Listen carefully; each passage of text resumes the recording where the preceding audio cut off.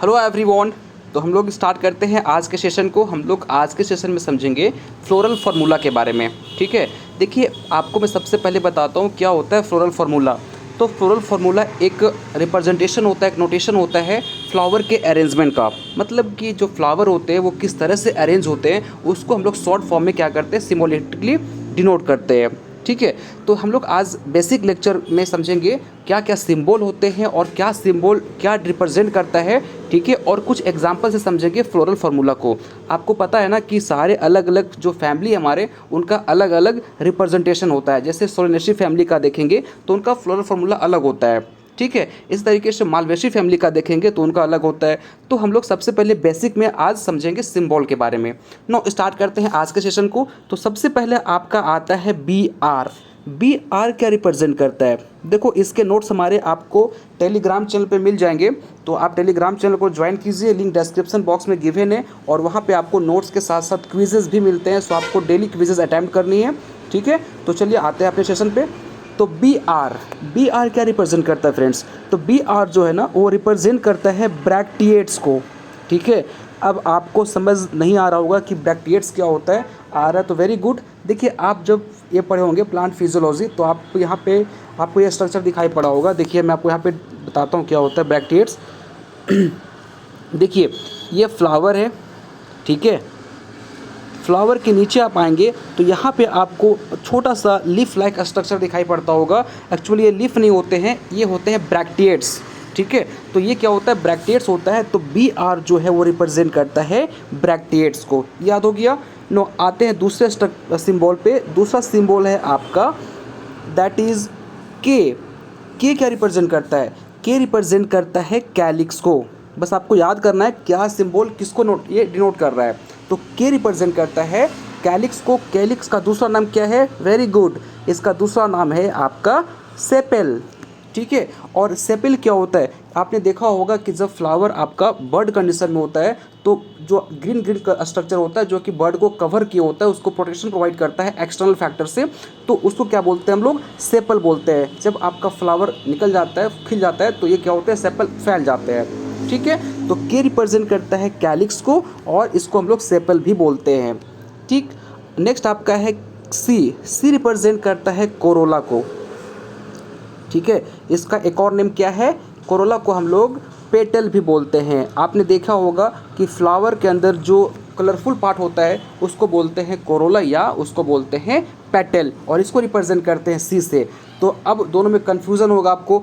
देखिएगा आप याद क्या करना है कि कैलिक्स जो है वो के से रिप्रेजेंट होता है और कोरोला जो है वो सी से रिप्रेजेंट होता है। ठीक है, तो इसको आप याद रखेंगे। नो आते हैं अगले सिंबल की तरफ। दूसरा सिंबल है आपका दैट इज़ पी। पी क्या रिप्रेजेंट करता है? ये पेरिएंथ को रिप्रेजेंट करता है। अब पेरिएंथ क्या होता है? पेरिएंथ जो होता है ना वो fusion of calyx and Corolla. जब कैलिक्स और कोरोला आपस में फ्यूज़ करते हैं तो फ्यूज़न से एक स्ट्रक्चर बनता है जिसको हम बोलते हैं पेरिएंथ। ये कई बार पूछा गया है कि पेरिएंथ जो होता है वो किसका फ्यूज़न होता है? तो कैलिक्स और कोरोला का होता है फ्यूज़न, उसको बोलते हैं हम लोग पेरिएंथ, और इसको रिप्रेजेंट करते हैं पी के साथ। ठीक है, आगे ये अगला सिंबल है ए। ए रिप्रेजेंट करता है एंड्रोसियम को।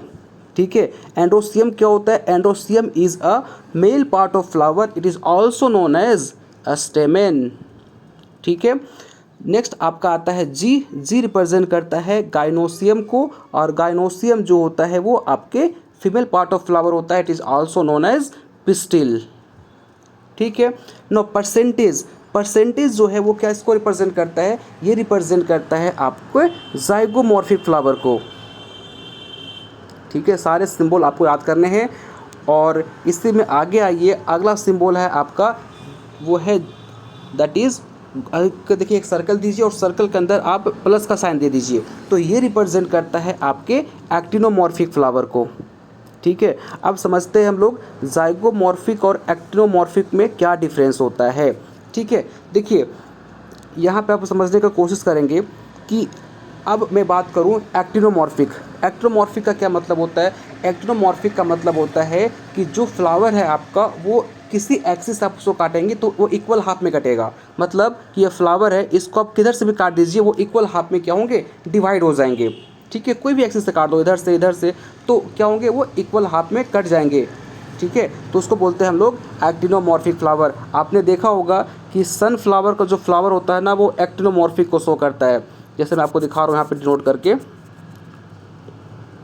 देखिए, सनफ्लावर का जो फ्लावर होता है वो कुछ इस तरीके का आपको दिखाई पड़ता होगा, ठीक है, इस तरीके का होता है। इसको आप इधर से काटिए, इधर से काटिए, इधर से काटिए, इधर से काटिए, वो इक्वल हाफ में कट जाएंगे। तो ऐसे फ्लावर को हम लोग बोलते हैं एक्टिनोमॉर्फिक फ्लावर। दूसरा होता है आपका जाइगोमॉर्फिक फ्लावर, जिसको हम रिप्रेजेंट करते हैं परसेंटेज के साथ। और ये जो होते हैं जाइगोमॉर्फिक फ्लावर वो केवल एक तरह से आप काटोगे, एक एक्सिस से काटोगे तो इक्वल हाफ में कटेंगे, बट बाकी एक्सिस से काटोगे तो वो इक्वल हाफ में डिवाइड नहीं होंगे। तो ऐसे फ्लावर को हम लोग बोलते हैं जाइगोमॉर्फिक फ्लावर, और इसको रिप्रेजेंट करते हैं हम लोग परसेंटेज के साथ। नो आते हैं अगले सिंबल पे। होप सो आपको समझ आ गया होगा एक्टिनोमॉर्फिक और जाइगोमॉर्फिक में क्या डिफरेंस होता है। नो अब देखिए, अगर जी लिखा हुआ है और जी के नीचे अंडरलाइन है, ठीक है, जी के नीचे क्या है, अंडरलाइन है, तो ये रिप्रेजेंट करता है सुपीरियर ओवरी को, ठीक है। सुपीरियर ओवरी क्या होता है, यहाँ पे जो ओवरी होंगे वो सबसे ऊपर होगा। आपने देखा होगा कि जो ब्रिंजल का फ्लावर होता है उसमें ओवरी सबसे ऊपर होता है, बाकी पार्ट्स उसके नीचे होते हैं। तो अगर जी के नीचे हाईलाइट किया हुआ है या फिर अंडरलाइन किया हुआ है तो इसको बोलते हैं हम लोग सुपीरियर ओवरी। और यदि जी के ऊपर आपके हाईलाइट किए हुए हैं या फिर अंडरलाइन किए हुए हैं तो इसको हम लोग बोलते हैं इंफीरियर ओवरी, ठीक है। क्या बोलेंगे इसको, इंफीरियर ओवरी। ये आपको दिखाई पड़ेगा गुआवा के फ्लावर में, ठीक है, गुआवा के फ्लावर देखेंगे आप तो आपको दिखाई पड़ेगा इंफीरियर ओवरी। और एक चीज़ और देखिए, जी लिखा हुआ है और जो अंडरलाइन है वो ना तो जी के ऊपर है ना ही जी के नीचे है, इस दोनों के बीच में है, तो इसको हम लोग बोलते हैं सेमी इंफीरियर ओवरी। क्या बोलेंगे, सेमी इंफीरियर ओवरी, ठीक है। और ये आपको दिखाई पड़ेगा एप्पल के फ्लावर में, ठीक है। होप सो समझ में आया होगा कि जी क्या रिप्रेजेंट करता है, और जी के अगर नीचे अंडरलाइन हो तो ये रिप्रेजेंट करता है सुपीरियर ओवरी को, जी के ऊपर यदि अंडरलाइन हो तो ये रिप्रेजेंट करता है इंफीरियर ओवरी को, और जो अंडरलाइन है वो ना तो जी के ऊपर है ना ही नीचे है, वो आपकी जस्ट जी के बीच में है, तो ये रिप्रेजेंट करता है सेमी इंफीरियर ओवरी, जो कि आपको एप्पल में दिखाई पड़ेंगे, ठीक है। आते हैं नेक्स्ट सिंबल की तरफ। अगला सिंबल है आपका, दैट इज़, ये जो है आप सबको पता होगा, ये रिप्रेजेंट करता है मेल पार्ट ऑफ फ्लावर को, ठीक है। ये रिप्रेजेंट करता है फीमेल पार्ट ऑफ फ्लावर को, ठीक है। और यदि ये दोनों आ गया तो ये रिप्रेजेंट करता है बाइसेक्सुअल फ्लावर को, ठीक है। ये तो पता होगा, वेरी कॉमन सा डायग्राम सिंबल था ये। आगे आते हैं, अब आगे देखिए, एन क्या रिप्रेजेंट करता है, ये रिप्रेजेंट करता है न्यूटर। ये क्या रिप्रेजेंट करता है, न्यूटर को रिप्रेजेंट करता है। दैट मीन्स कि जो फ्लावर है उसमें रिप्रोडक्टिव ऑर्गन नहीं है, यदि है भी तो वो क्या है, एस्ट्राइल है, मेल भी एस्ट्राइल है, फीमेल भी क्या है, एस्ट्राइल है। तो इसको रिप्रेजेंट करते हैं हम लोग एन के साथ, और एन रिप्रेजेंट करता है न्यूटर को, ठीक है। समझ में आया। अब देखिए, अगला जो स्ट्रक्चर है आपका वो है दैट इज़ ब्रैकेट। ये ब्रैकेट क्या शो करता है, ब्रैकेट शो करता है फ्यूज़न को, ठीक है।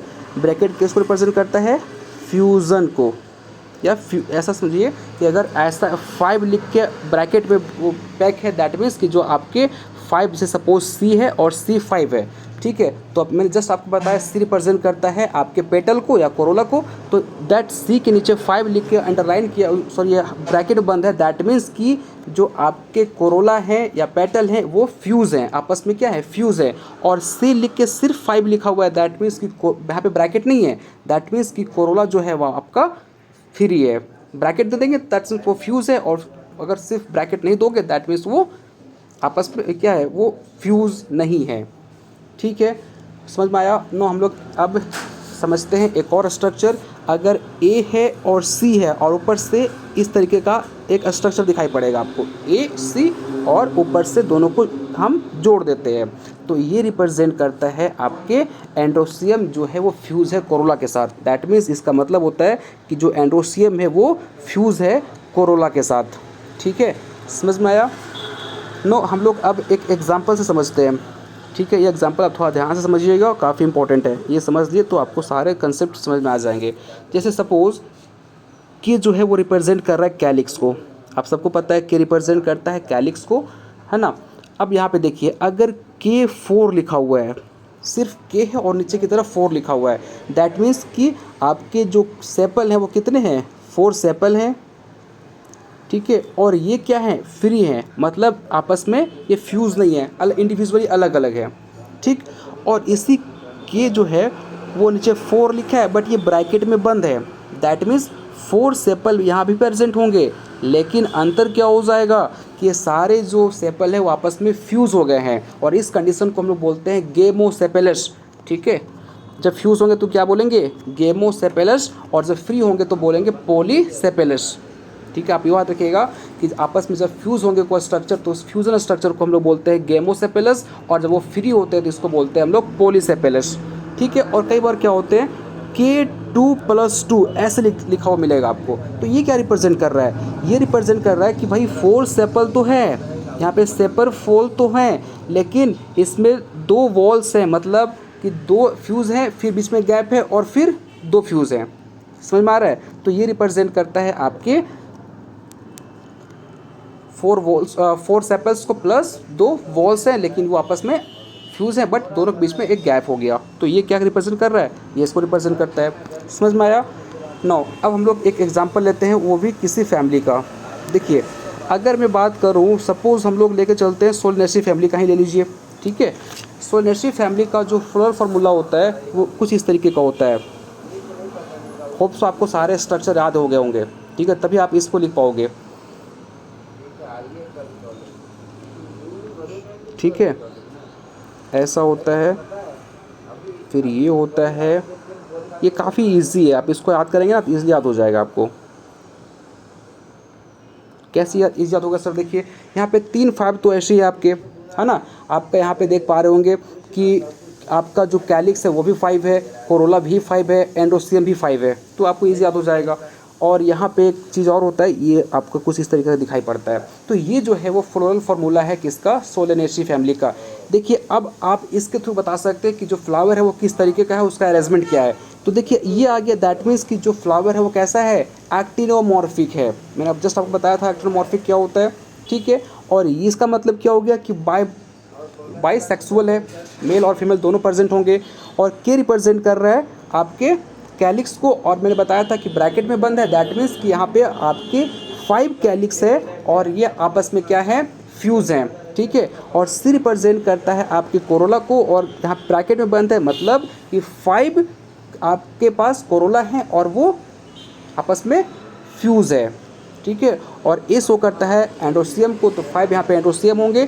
और देखो जी के नीचे यहाँ पे अंडरलाइन है, दैट मीन्स ये शो कर रहा है सुपीरियर और फ्यूज़ ओवरी को, क्योंकि यहाँ पे देखिए 2 ओवरी होंगे जो क्या होंगे, आपस में फ्यूज़ होंगे, और वो ओवरी कैसा होगा, सुपीरियर होगा, ठीक है। और अब देखिए यहाँ पे ऊपर आपको दिखाई पड़ रहा होगा, दोनों को हमने ज्वाइन कर रखा है, तो ये रिप्रेजेंट करता है कि जो स्टेमेन है वो फ्यूज़ है आपके पेटल के साथ। अरे भाई एंडोस्टेम को हम लोग स्टेमेन बोल सकते हैं, और सी को हम लोग क्या बोलते हैं, सी को हम लोग बोलते हैं corolla, corolla is also known as petal, ठीक है। तो ये जो आपका ऐसे बोल सकते हो कि एंडोसियम जो है वो फ्यूज़ है आपके कोरोला के साथ, या ऐसे बोल दीजिए दूसरा नेम है कि स्टेमेन जो है वो फ्यूज़ है पेटल के साथ, ठीक है। मैं फिर से बता रहा हूँ कि ये जो प्लस का सिंबल है और जो सर्कल में बंद है ये रिप्रेजेंट करता है एक्टिनोमॉर्फिक को, ये रिप्रेजेंट करता है बाइसेक्सुअल को, और के 5 है और ये ब्रैकेट में बंद है, दैट मीन्स कि 5 कैलिक्स हैं और वापस में फ्यूज़ हैं। और सी रिप्रेजेंट करता है कोरोला को, और ये 5 कोरोला है और आपस में ये क्या है, फ्यूज़ है, क्योंकि ब्रैकेट है। एंडोसियम 5 है और ये यहाँ पे ब्रैकेट आपको दिखाई नहीं पड़ रहा, दैट मीन्स कि ये फ्री है। और जी के नीचे अंडरलाइन है, दैट मीन्स कि सुपीरियर फ्यूज़ और फ्री है, जो कि 2 है। फ्यूज़ क्यों बोल रहा हूँ मैं, क्योंकि यहाँ पे ब्रैकेट है, ठीक है। तो ये होता है आपका सोलेनेसी फैमिली का फ्लोरल फार्मूला, ठीक है। तो इस तरीके से हम लोग और भी फैमिली के बारे में समझेंगे, उनका क्या ट्रिक होता है याद करने का। आपको मैं इसका भी ट्रिक बताऊंगा, जस्ट ये मैंने एग्जांपल लिया था समझाने के लिए कि आपको यदि सारे सिंबल याद होंगे तो ही आप किसी भी फ्लावर का फ्लोरल फार्मूला लिख सकते हो, ठीक है। होप सो गाइज आपको समझ में आया होगा आज का लेक्चर। इसके नोट्स हमारे टेलीग्राम चैनल पे अवेलेबल हैं, आप उसे ज्वाइन कीजिए। मिलते हैं नेक्स्ट वीडियो में, थैंक यू सो मच।